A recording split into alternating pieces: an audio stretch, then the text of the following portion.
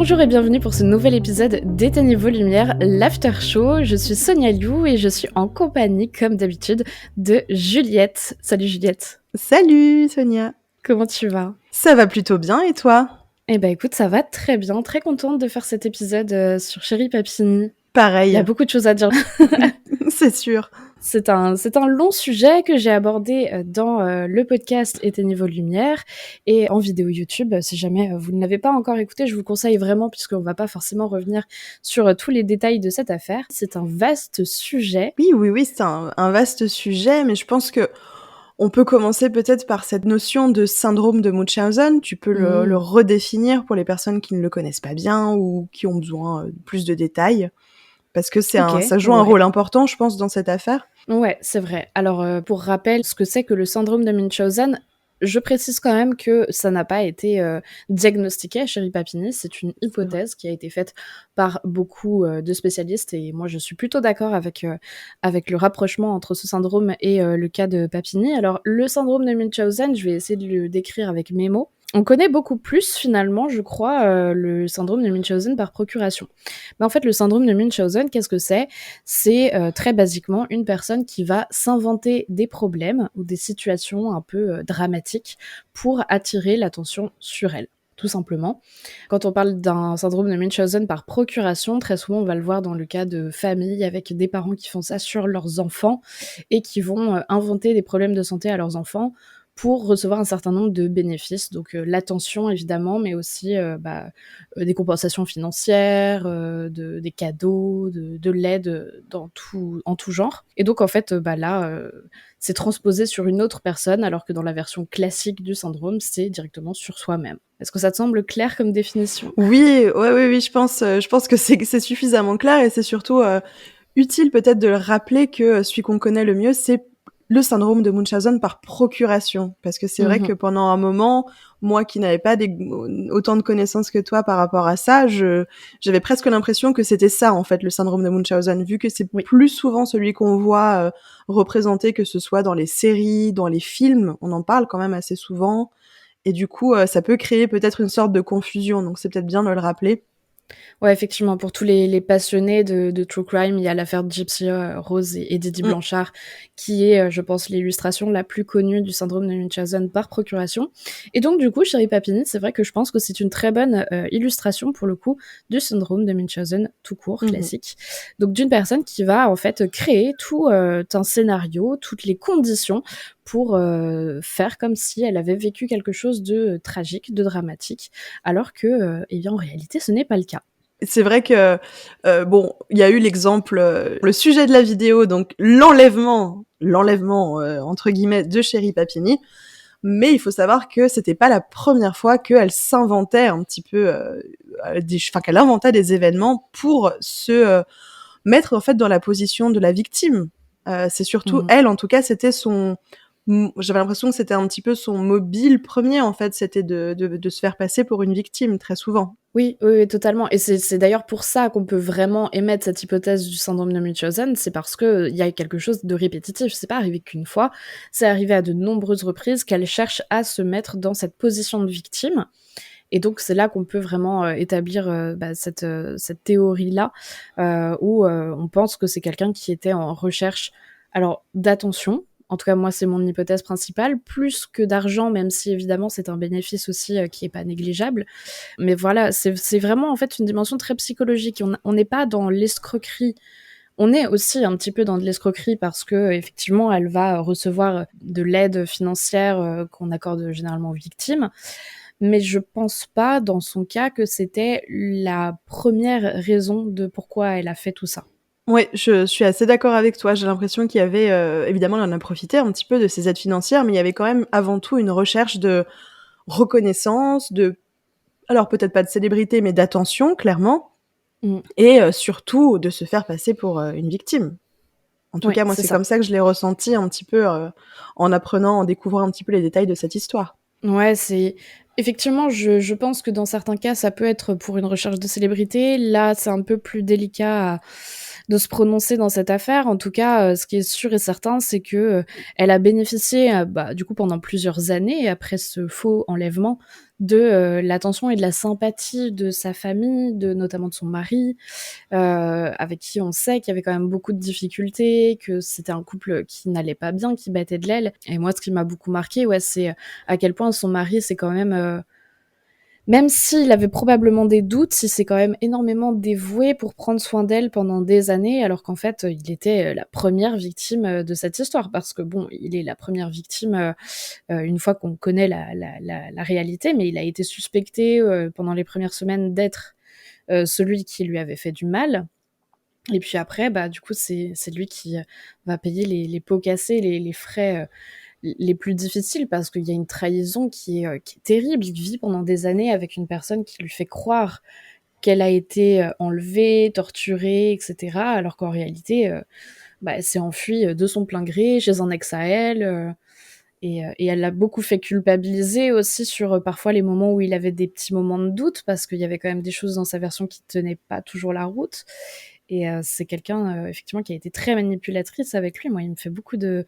En vrai, Kiss Papini, bon, qui n'est pas parfait sur tout, mais il m'a quand même fait beaucoup de peine dans cette histoire. Oui, oui, oui. En plus, il est beaucoup intervenu dans les médias. On l'a beaucoup entendu parler. Il a été filmé. Enfin, évidemment, il n'était pas parfait. Il y avait des problèmes dans leur couple. Il avait aussi des choses à se reprocher, c'est certain. Mais en comparant ça à ce que lui a fait subir quand même sa femme pendant très longtemps, ça fait de la peine. Ouais, c'est vrai. Ouais, Je pense que c'est c'est terrible. dur de pas ressentir un peu de compassion pour cet homme qui a d'abord été très inquiet déjà parce que sa femme avait disparu, donc il a commencé par vivre cette inquiétude. Oui, c'est un traumatisme. Du mal à déjà. imaginer ouais, c'est ça. C'est un gros traumatisme et je trouve ça affreux en fait. La disparition, l'enlèvement, enfin le côté de on ne sait pas ce qui est arrivé à la personne, c'est une forme de torture. Enfin, je personnellement, j'en ai pas l'expérience, donc heureusement d'ailleurs, mais oui. J'ose pas imaginer en fait à quel point c'est difficile d'être confronté à ça. Un proche qui disparaît ou qui est enlevé. Bon, en tout cas, on ne sait pas ce qui lui est arrivé. C'est déjà très difficile. Et puis après, il y a eu toutes les retombées quand il a découvert en fait que elle avait totalement menti, qu'elle avait inventé son enlèvement de toutes pièces. Ça, c'est vraiment encore autre chose, mais c'est tout aussi difficile à gérer, j'imagine. Et puis, toutes les premiers jours, voire semaines après cet enlèvement, où on savait pas encore ce qui était arrivé à Chéri, enfin, on connaissait déjà même pas la première fausse version de ce qui lui était arrivé, où il a été très suspecté, parce que moi je regardais du coup, C'est vrai. tu vois, quand tu cherches, tu regardes les vidéos de l'époque, il y a les commentaires sur internet de cette époque-là, et tu vois en fait les personnes qui, forcément, tout de suite les soupçons se dirigent vers le conjoint, ce qui est, j'ai envie de te dire, un petit peu logique, parce que malheureusement, on est tellement habitué aux cas, Oui. aux affaires comme ça de violence conjugale, de choses comme ça, qu'on se dit, c'est probablement lui. En tout cas, enfin voilà, il est très suspect. Le fait que lui est complètement télescopé là-dedans d'un seul coup, qui ne sait pas forcément bien comment agir, ça le rend encore plus suspect aux yeux de tout le monde, parce que tu vois, il a des petits rires nerveux, ou il va faire une petite blague pour essayer de, tu vois, c'est les mécanismes de défense de l'humour, mais du coup, tout de suite, ça paraît hyper louche. Et le C'est pauvre, ça. vraiment, il a traversé tout ça. Il y a beaucoup de personnes qui ont rapproché cette histoire forcément du film très connu Gone Girl, lui-même adapté Oui. du livre, comment ça s'appelait à la base? Je crois que c'était Les Apparences de Gillian Flynn. Je crois qu'en anglais, c'était le même titre, mais Ah en ouais? français, j'avoue que je ne sais pas. En français, je crois qu'il avait été traduit, je vais essayer de chercher ça, mais en tout cas, oui, Oui, oui, c'est un oui. film qui a été très, très connu de David Fincher. Oui, c'est ça, donc en anglais, mais tu as raison, en français, ça doit être Les Apparences, Ouais, totalement. c'est ça, Les Et il Apparences me de Gillian semble qu'en Flynn. Ouais. anglais, voilà, en anglais, c'était aussi Gone Girl, mais C'était Gone Girl. bref, en Ok, tout c'est cas, pour ça oui. qu'il est resté comme ça. Je pense. Livre, du coup, qui est sorti, j'essaye de trouver, en 2012, et le film est sorti en 2014, donc tout ça, c'était avant l'affaire Chéri Papini. Oui.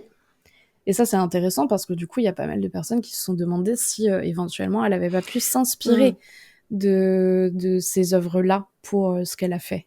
Oui, oui, c'est vrai que je pense que c'est une question qui est normale de se poser parce que quand nous, on a découvert cette histoire que je ne connaissais pas du tout au début, j'avoue, quand on a commencé nos recherches avec Sonia, on s'est dit, on dirait un scénario d'un polar, d'un thriller, enfin vraiment, tant ça paraît improbable et absurde, Mmh. ça ressemble pas à la réalité en fait, on ne dirait pas la vraie vie, alors que souvent, bah, malheureusement, la réalité dépasse la fiction. Mais là, Ouais. Mais là, c'est vrai qu'on peut se dire peut-être qu'elle s'est inspirée de oui, films. Il y avait vraiment, en fait, même des choses qu'elle disait et tout qui étaient très stéréotypées, tu sais, presque des mauvaises séries policières. Je repense notamment à ce qu'elle raconte quand elle va raconter son enlèvement et tout ça, où elle va vraiment décrire, en fait, donc ces deux personnes qui l'enlèvent, qui seraient des femmes, je crois qu'elle dit mexicaines, ou en tout cas des femmes d'origine oui, hispano. elle dit des femmes hispaniques, je crois, Voilà, c'est ouais, ouais, ça. ouais. Et vraiment, elle te les décrit, en fait, c'est une scène de mauvais film, quoi. C'est, le revolver sur la tempe, elles ont des cagoules, elles écoutent, de la musique de mariachi. Parce que c'est elles la Non, font c'est monter dans son 4x4 et elle repart. Elle lui arrache les choses, ça lui arrache sa touffe de cheveux avec. Enfin, c'était quand même, une fois qu'on connaît la fin et que tu repasses un peu sur ces trucs, tu te dis: «C'était vrai, c'était un peu gros quand même, hein». mais c'est ça. Alors au début, évidemment, et c'est pour ça qu'il faut pas non plus, hein, faut bien le rappeler, hein, faut pas remettre en doute la parole des victimes. Au Non. début, on a tendance à se dire: «La pauvre femme, elle a vécu quelque chose d'horrible». Mais avec le recul, quand on a tous les éléments, c'est facile aussi, hein, pour le coup. Nous, on a tous les éléments, on est arrivés au moment où on savait déjà qu'elle avait inventé, cet enlèvement.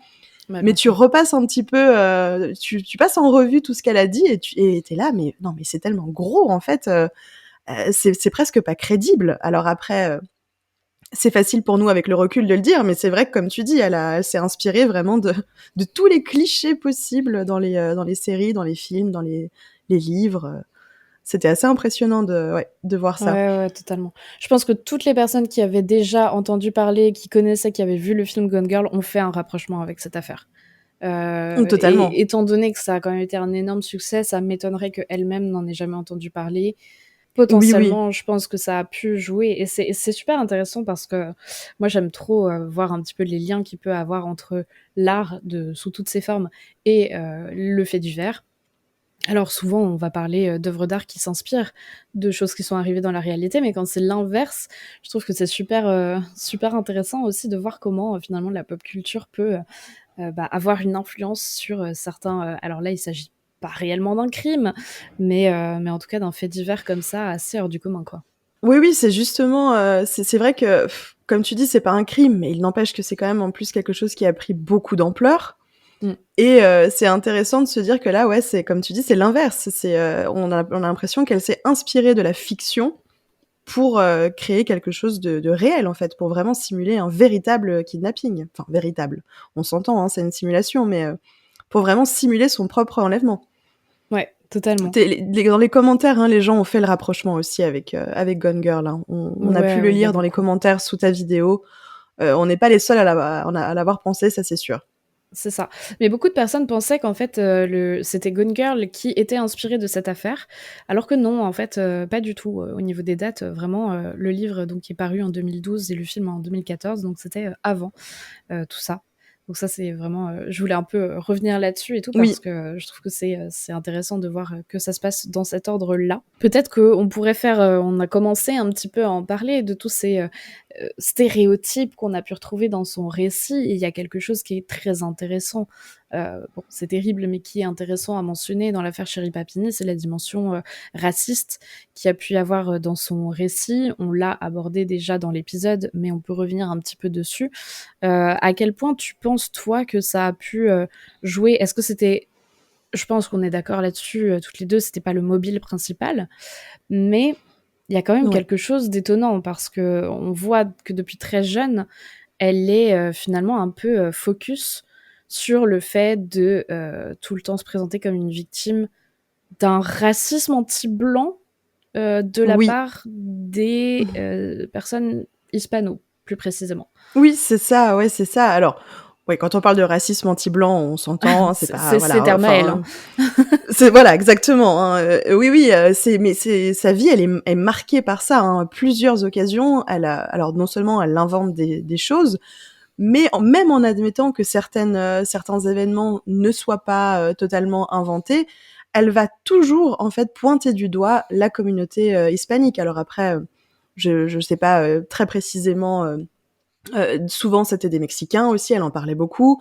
Elle disait que dans son lycée, elle était très mal perçue. Elle était limite harcelée parce qu'elle était blanche et qu'elle ne fumait pas de joint, qu'elle ne se droguait pas. Enfin, vraiment, elle va toujours se positionner en victime d'un racisme anti-blanc, hein, selon ses propres termes. Oui. Et c'est quelque chose qui va revenir à plusieurs reprises. Donc pas seulement lors de l'enlèvement, hein, où elle a dit que les coupables étaient 2 femmes hispaniques.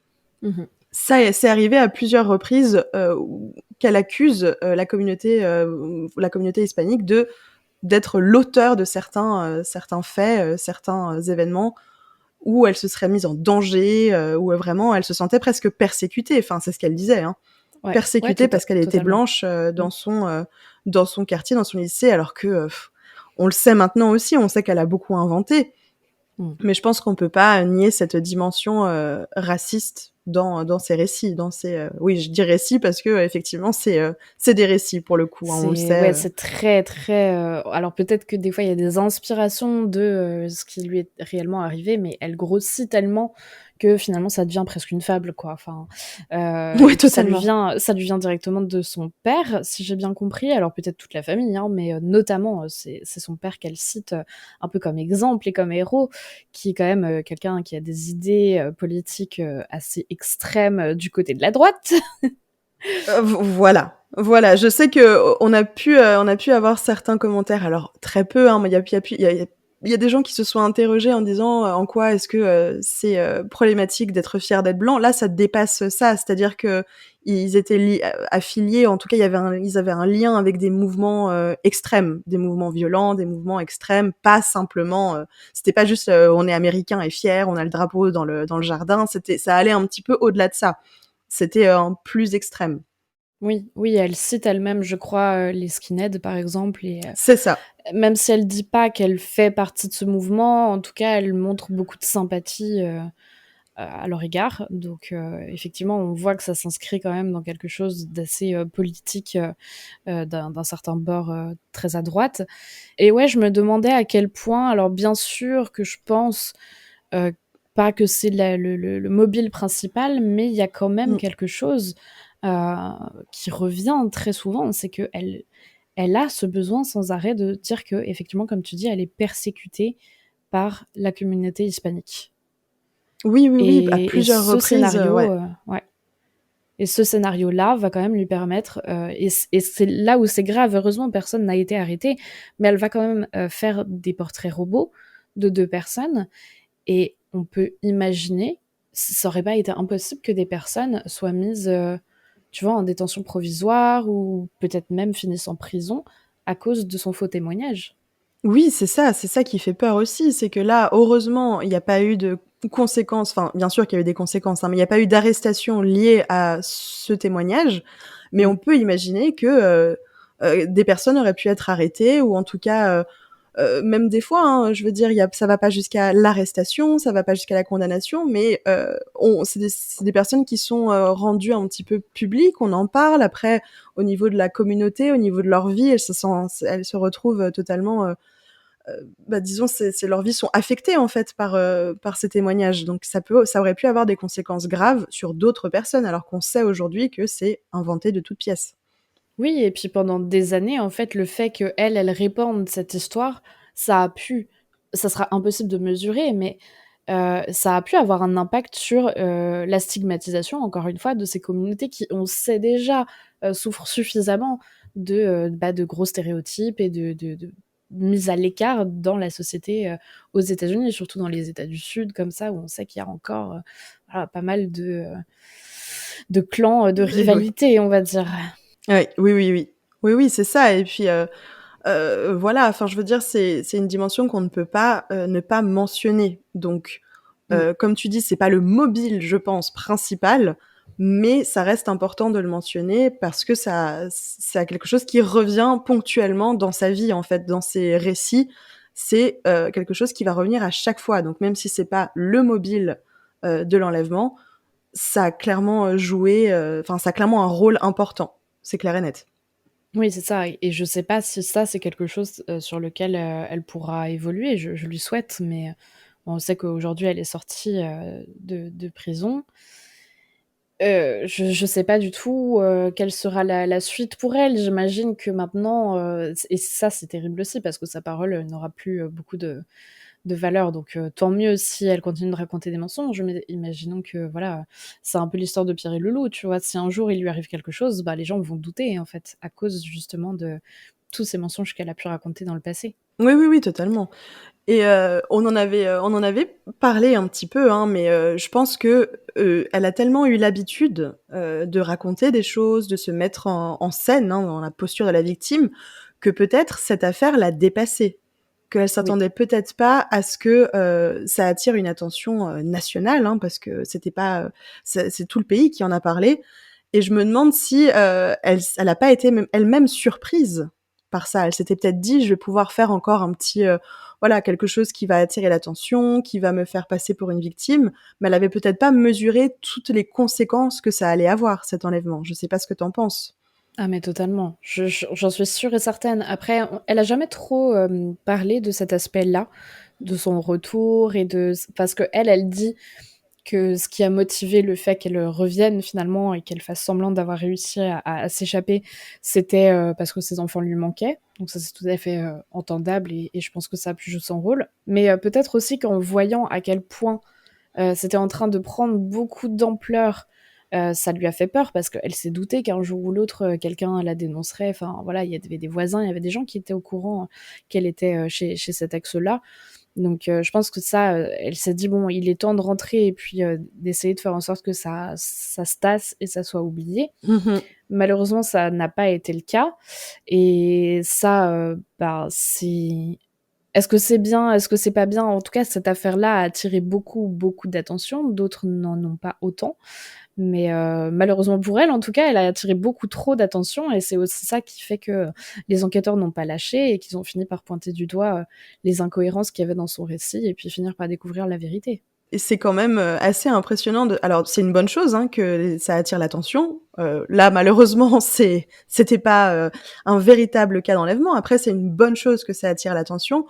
En revanche, on se dit tout le temps, les moyens financiers, les moyens humains qui ont été mis en œuvre pour retrouver cette femme qui n'avait pas du tout été enlevée, c'est assez, rageant, hein, alors pour tout le monde et puis particulièrement pour certaines, familles, de victimes, de véritables, personnes qui ont été enlevées, qui aimeraient bien, en fait, que la justice, mette autant d'énergie à retrouver leurs proches et c'est pas toujours le cas.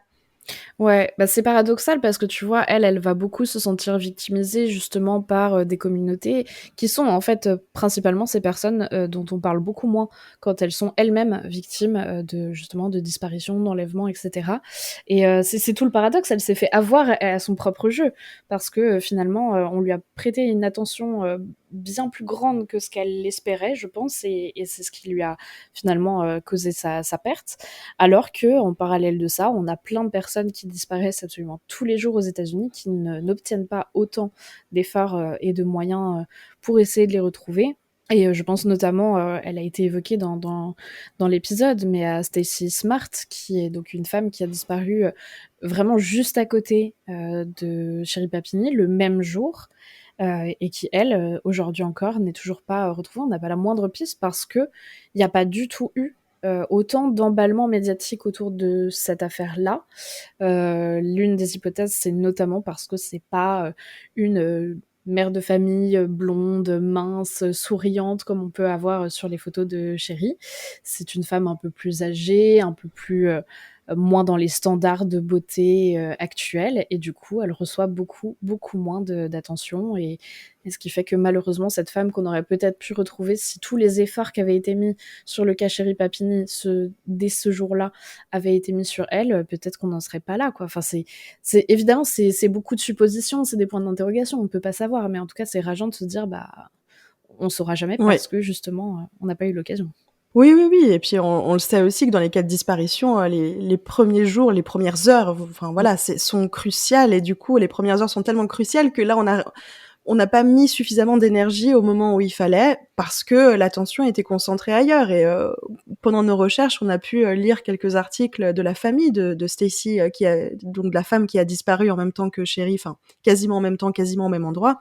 Ouais. Et c'est vrai qu'on sent un petit peu leur colère et surtout leur tristesse en fait, Ouais. par rapport à la disparition de leur mère.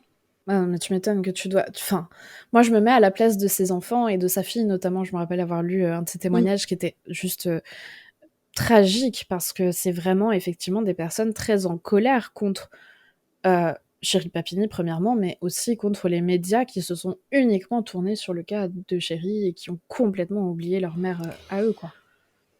C'est ça. Et enfin, ça soulève la problématique aussi un petit peu de l'utilité des médias. On le sait, hein, que ça peut avoir un impact très positif, parce que ça peut permettre justement d'attirer l'attention sur une affaire et du coup de faciliter l'arrestation, ou en tout cas de faciliter un petit peu la reconnaissance que cette affaire va avoir, et du coup l'issue favorable d'une affaire. Mais ça peut aussi créer de l'attention de manière un petit peu arbitraire. Alors arbitraire, pas totalement, parce qu'on l'a vu, c'est une femme blanche qui a disparu, qui est jeune, qui est jolie, donc c'est pas si arbitraire que ça, mais il n'empêche que il y a eu beaucoup plus d'attention sur Chéri Papini que dans d'autres cas, donc c'est un peu frustrant aussi, et ça doit être terrible pour les familles qui ont à vivre ça.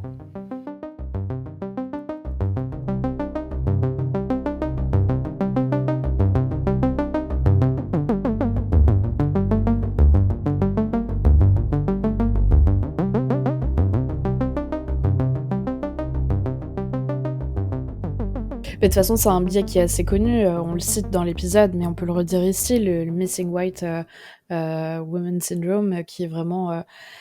ces femmes généralement blanches, très souvent blondes aussi. J'avais vu des collages qui avaient été faits, des unes, où c'est vraiment des profils voilà, soit d'enfants, soit carrément de jeunes femmes, mais effectivement considérées comme très jolies par les critères de beauté de la société. Et à côté de ça, en fait, toutes les personnes qui sont dans des communautés un petit peu plus marginalisées, que ce soit par leur ethnie ou aussi par leur statut social, parce qu'effectivement, les travailleuses du sexe ne recevront pas le même type d'attention non plus. C'est qu'il y a vraiment une sorte de hiérarchisation de qui mérite plus d'attention de la part des médias, et je vais pas jeter totalement la faute sur les médias, parce que les médias, ils répondent aussi à une demande. Les médias, eux, leur but, c'est juste de faire vendre. Donc, on sait très bien que, ils vont aller vers qu'est-ce qui fait vendre, qu'est-ce que le public demande. Et en fait, c'est un espèce de cercle vicieux. C'est-à-dire que plus on va alimenter ça, et plus ça va continuer aussi à entretenir finalement de la part du public une attente d'être plus tenu au courant de ce genre d'affaires. Et c'est terrible en fait. Enfin, c'est des biais qui sont absolument tragiques, et je pense que les journaux et tous les médias, et même les personnes qui font des vidéos sur YouTube comme nous, ou de la création de contenu en tout cas, doivent avoir à l'esprit. C'est important de rester vigilant là-dessus. Oui, c'est ça. Et puis comme tu dis, on peut pas on peut pas accuser les médias d'être les seuls responsables, même s'ils ont clairement un rôle à jouer, hein. Je veux dire, c'est eux qui choisissent un petit peu les sujets dont ils vont parler.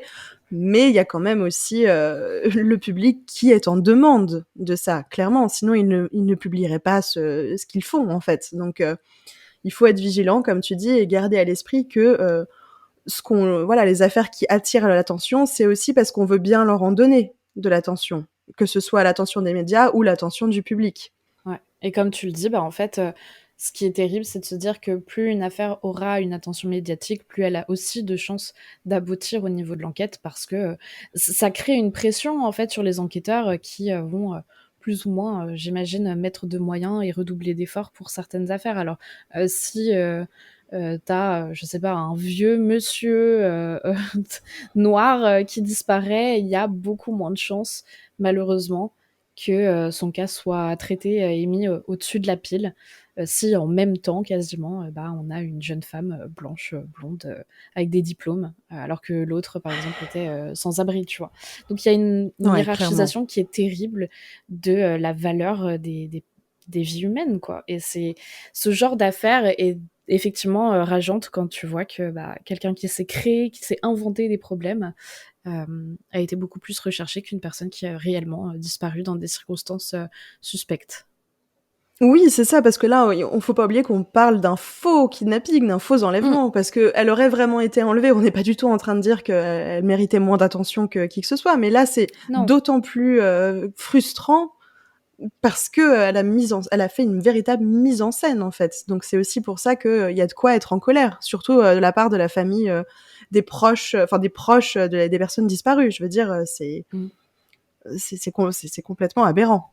Donc je comprends leur colère et leur frustration vis-à-vis de tout le système finalement Mmh. qui permet ça. Oui, oui, c'est sûr. Non, mais là, c'est vrai qu'on touche à quelque chose. Bien sûr que tout le monde mérite d'être recherché et d'être retrouvé lors d'une disparition. Le problème, c'est qu'on sait que voilà, il n'y a pas forcément cette égalité des chances dès le départ. Et ce qui est là encore plus tragique dans le cas de Papini, c'est que effectivement, c'est quelqu'un qui en plus s'était créé totalement et n'a pas été enlevé.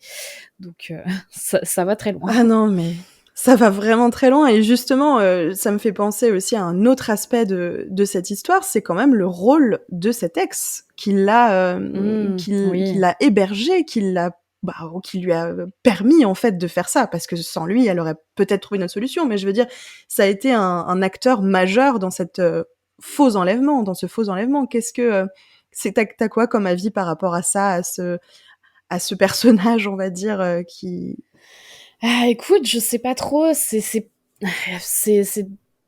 dur d'imaginer qu'il savait pas vraiment ce qu'elle faisait, tu vois? Parce que lui, il a beaucoup joué le côté, bah, elle lui aurait dit qu'elle fuyait, son compagnon parce qu'il y avait des cas de violence, enfin voilà, qu'il la battait ou en tout cas qu'il la menaçait. Donc lui, il a beaucoup joué cette carte de, bah, voilà, même si c'est mon ex, évidemment, je veux la protéger et cetera. Maintenant, je vois pas comment il aurait pu ne pas se rendre compte qu'elle était recherchée, je veux dire, ça passait à la télévision et cetera et de là, au-delà de ça, il l'aide aussi à faire des fausses marques, il sait qu'elle se frappe et tout, mais il va aussi l'aider, notamment à se faire des brûlures, à se faire différentes choses comme ça, donc oui, il est clairement complice, tu vois? Lui, il a un peu réussi à se faufiler, entre les mailles du filet parce qu'il a pas, je crois, été condamné pour, son aide et sa complicité. Mais bon, psychologiquement, je trouve que c'est quand même, ça pose beaucoup de questions sur, tu vois? oui, Comment tu peux aider quelqu'un à faire ça? Aller jusqu'au oui, point de la brûler, tu vois? De lui faire des inscriptions dans le dos avec un fer, pour marquer le bétail et oui. et dire, «Bah, non, mais c'était juste parce elle était en danger dans son couple et du coup, je l'ai recueillie». Enfin, tu vois? Je trouve que c'est Oui, un peu facile. Il a eu de la chance. oui, c'est vrai qu'il y a pas eu beaucoup de conséquences par rapport à son rôle, hein, je veux dire, comme tu dis, au début, quand elle lui dit elle est en danger et qu'elle se sent menacée parce que, il y a des violences, Mmh. physiques, en tout cas physiques et morales, peu importe, mais il y a des violences, dans son couple, il va se dire, «Je vais tout faire pour l'aider, c'est normal» et là, ça part d'une bonne intention, mais quand on Ça, voit la suite super réaction. Je traverse, il fait bien 8 heures de sûr, route, il vient la chercher. Trop bien, franchement, mec, tu un ex en or, c'est super. Le problème, c'est est-ce que déjà à ce moment-là, il savait réellement que ça? Ou est-ce qu'il y avait pas d'autre chose? Est-ce qu'il avait pas mmh. des intentions aussi peut-être cachées? Ça a été beaucoup la question. Et ensuite, tout ce qui se passe après, pardon, je t'ai un peu coupé, mais Mais non, non, non, non, mais tu as bien raison d'insister là-dessus, sa réaction initiale est quand même, louable, c'est pas le problème, mais quand tu vois, à un moment, quand il va la chercher, justement, elle lui dit de laisser son téléphone chez lui pour pas qu'il borne. Enfin, je veux dire, il y a quand même tout un ouais. il y a des petits détails qui sont un petit peu suspects. Alors après, bon, on ne connaît pas tout, comme d'habitude, on n'est pas à la place des personnes qui ont vécu vraiment la situation, donc c'est que des suppositions. Mmh. Mais je trouve ça quand même, un petit peu suspect. Après quand même, il la voit s'affamer, il la voit se frapper régulièrement, ne pas changer de vêtements pour que ça lui irrite la peau, passer sa journée à regarder justement tout ce qui est en lien avec sa propre disparition à elle. Mmh. C'est dur de le défendre, par la suite. Au début, voilà, bon, bonne réaction, bravo, c'est super. Après, c'est plus dur quand même de le défendre. Après, on applaudit un peu moins, ouais.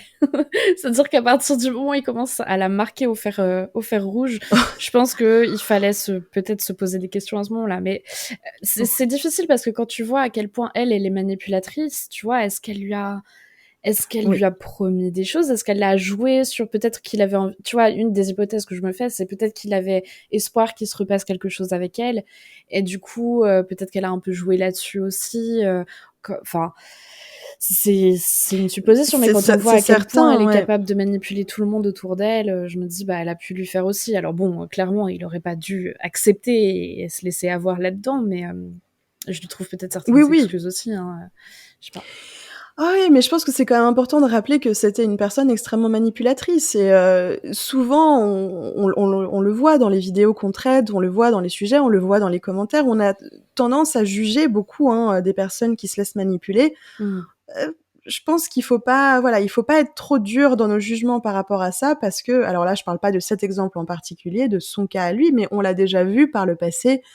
Heu, on peut très facilement se faire avoir par des personnes qui sont extrêmement douées Oui. dans ce qu'elles disent, dans ce qu'elles font.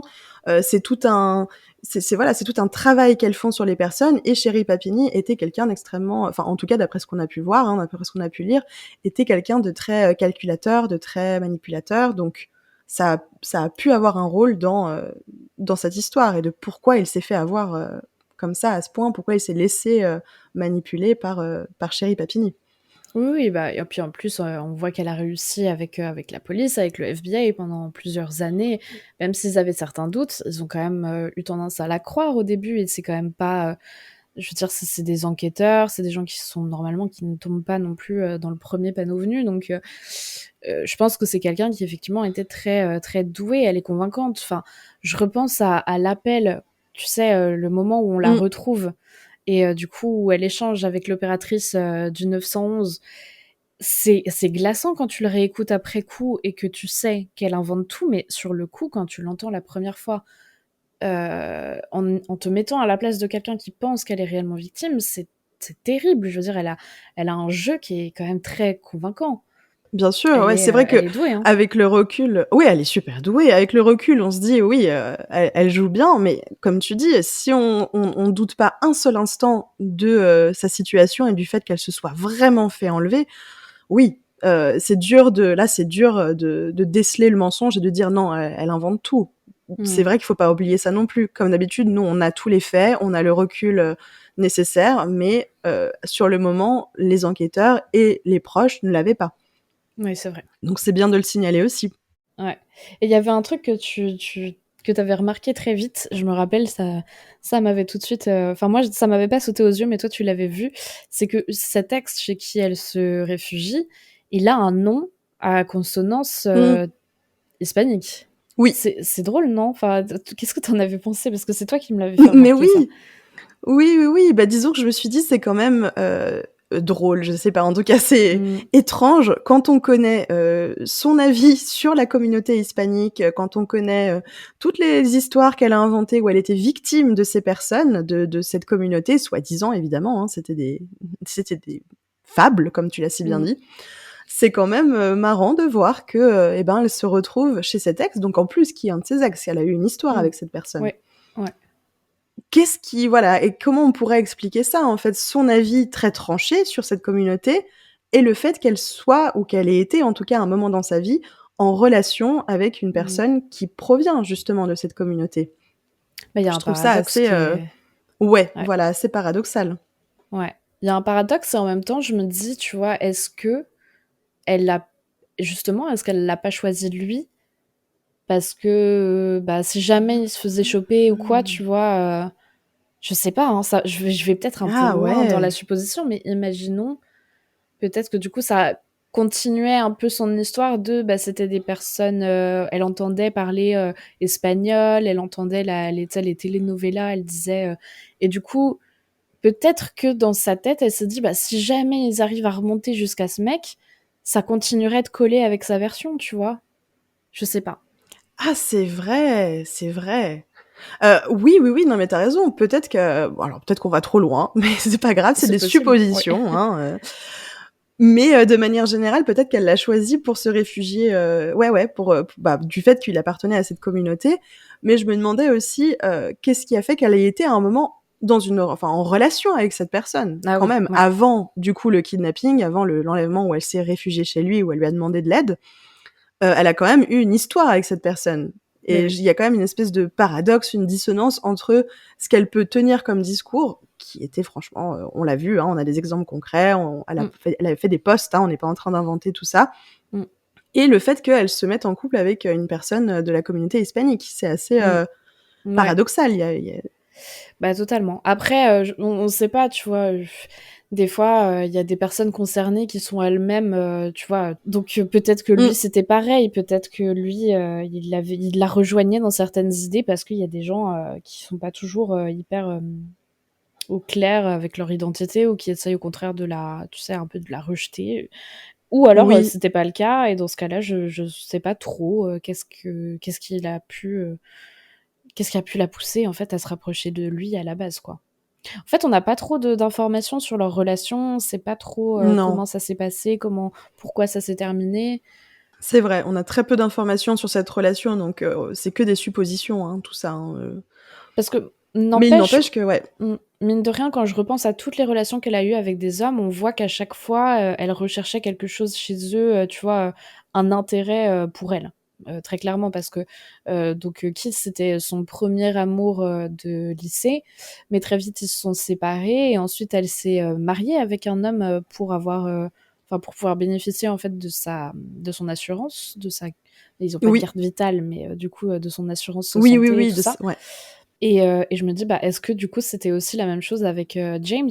Du coup, qu'est-ce qui on sait pas, on n'a pas d'infos, mais peut-être que, à ce moment-là, il lui apportait quelque chose, dont elle avait besoin, je C'est sais pas. vrai. C'est vrai, non, c'est bien, c'est important que tu le signales parce on en a pas parlé encore, mais elle a toujours eu un intérêt, en fait, hein. Mmh. On a vraiment l'impression qu'elle choisit les personnes avec qui elle se met en couple ou en tout cas avec qui elle a des histoires par intérêt. Et Ah, ça, c'est vraiment quelque chose qu'on voit souvent. ouais, elle s'entoure de personnes, parce qu'ils ont des bénéfices, pour elle. Très clairement, c'est pas désintéressé. De ce qu'on a pu C'est voir ça. des relations qu'on lui connaît, en tout cas, c'est généralement parce qu'il lui apporte quelque chose. C'est ça et ça, c'est quelque chose qu'on voit souvent, dans les cas justement de manipulation, hein. C'est pas la Mmh. première fois qu'on fait ce constat-là. C'est quand même, des personnes qui, cherchent à obtenir quelque chose, Ouais. pour tout, que Mmh. ce soit au niveau des situations, mais aussi au niveau des gens. Mmh. Donc oui, voilà, alors après, on n'a pas de réponse définitive à apporter à cette, question de pourquoi est-ce qu'elle a choisi, d'aller voir son ex, Non, hispanique, enfin non. d'origine hispanique. Mais tu vois, ça me fait penser, quand on parle de ça et de sa personnalité, j'aime pas du tout utiliser le terme de pervers narcissique parce qu'il a beaucoup été Mmh. utilisé à tort et à travers Mmh. et qu'il a pas aujourd'hui, de vrai statut, en termes de diagnostic. Mmh. Mais pour le coup, dans ce qu'on peut, réellement un peu, entendre sous cette définition-là, je trouve qu'elle, elle est un exemple assez, frappant de ce que ça peut être. C'est-à-dire, vraiment quelqu'un qui, côtoie des personnes par intérêt et qui va avoir cette espèce d'approche, tu sais, très dans la séduction et puis, ensuite qui, gaslight, qui va, être quelqu'un de en tout cas, c'est comme ça qu'on sait qu'elle était avec Kiss, mais aussi avec son ex-mari, qui va rejeter la faute, qui va, tout en se présentant en tant que victime et qui va en fait, Oui. toujours essayer de pousser l'autre, de le d'être violente, en tout cas dans ses mots, parfois même physiquement avec les autres personnes et après se présenter en tant que victime. Oui, oui, oui, ouais, je pense que alors comme tu dis, le terme pervers narcissique est beaucoup utilisé, Mmh. récemment en tout cas, il a beaucoup été utilisé et c'est pas forcément, une bonne chose parce que voilà, c'est ça comme tu dis, il y a pas de diagnostic, mais peu importe, c'est juste pour parler en fait on va dire d'un type de personne, d'un type de personnalité. On utilise ce terme-là, mais c'est vrai que dans son comportement, on retrouve bien cette définition, enfin en tout Mmh. cas cette idée qu'on peut avoir de ce qu'est un pervers narcissique. En tout cas, ouais, ce qu'on dirait plus peut-être en psycho, c'est un trouble de la personnalité narcissique.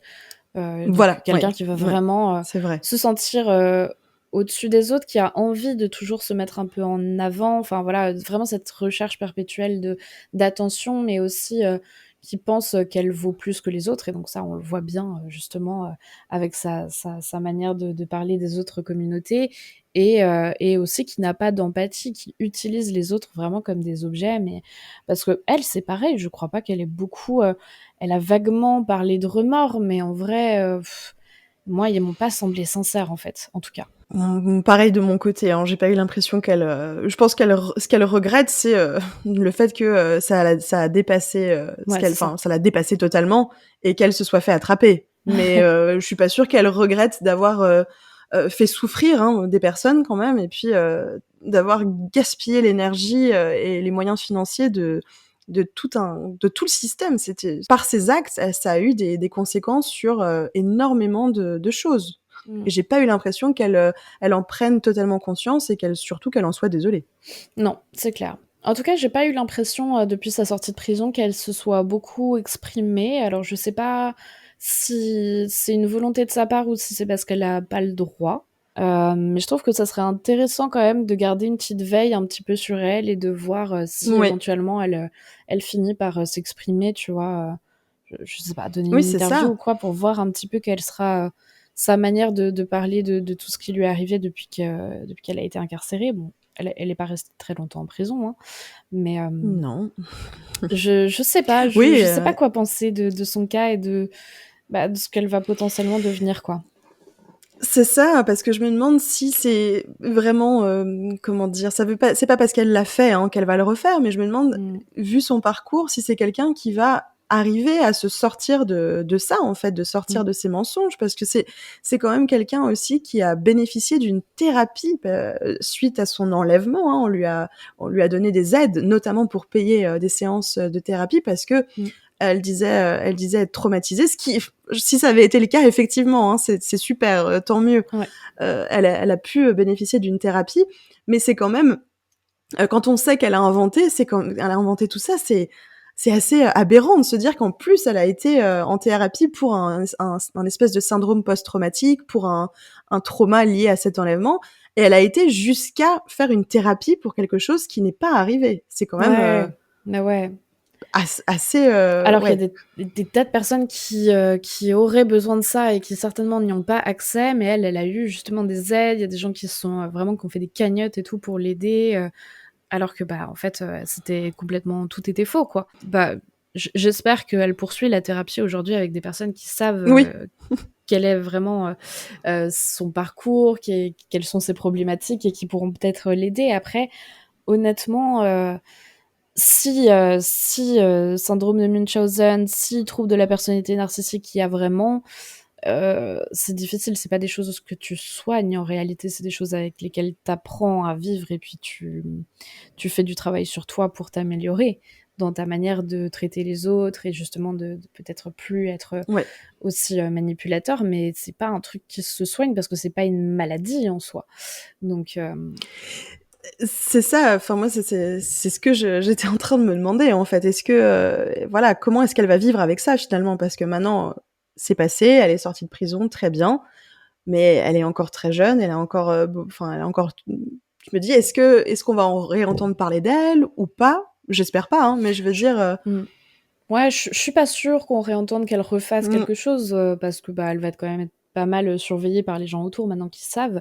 mmh, Mais, ça reste quand même, tu vois, juste dans la sphère personnelle, bah, du coup, ça reste une maman, elle a des gens autour d'elle et tout ça, donc, espérons vraiment que, maintenant elle ait pris conscience. Peut-être qu'en vrai, cette histoire, ça va faire un déclic. mmh. C'est vraiment ce que je lui souhaite, hein, que ça va lui faire un déclic et qu'elle va se rendre compte et qu'elle va travailler sur pourquoi est-ce qu'elle était tout le temps dans cette recherche d'attention et je pense qu'il y a forcément des réponses qu'elle doit trouver, en son fort intérieur et qu'en travaillant là-dessus, elle arrivera à devenir, une meilleure personne dans le sens, elle n'aura plus besoin d'inventer, des choses ou bah, voilà, de créer du tort aux personnes autour d'elle, en fait, juste pour son propre bien-être, en tout cas sa recherche d'attention.